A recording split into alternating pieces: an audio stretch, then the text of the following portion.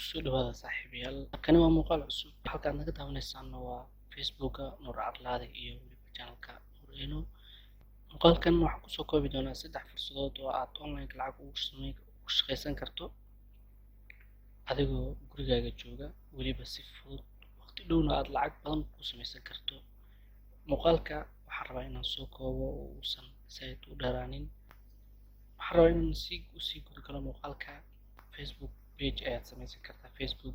Facebook runtii waa aaladda inta ugu badan ee lacagaha laga sameeyo, khaasatan Facebook page ayaad samaysanaysaa, waa horumarinaysaa monetizationkiisa,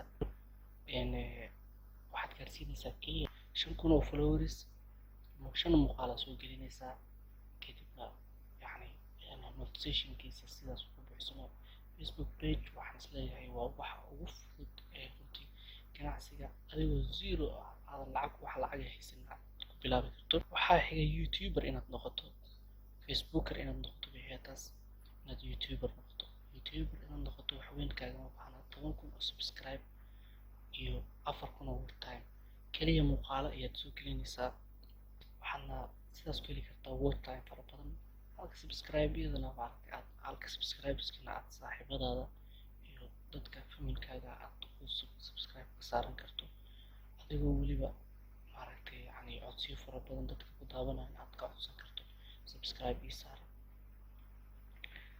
Arrintaas wax lacag kaagama bixayso, ayadana waa ganacsi fudud oo aad ku bilaabi karto eber aadna lacag fiican ka samayn karto. YouTube-ka dad malaayiin ka sameeyo. Qodobka saddexaad waa inaad xirfad aad leedahay aad ku iibisaa social media. xirfadaada dad ku bari kartaa social media,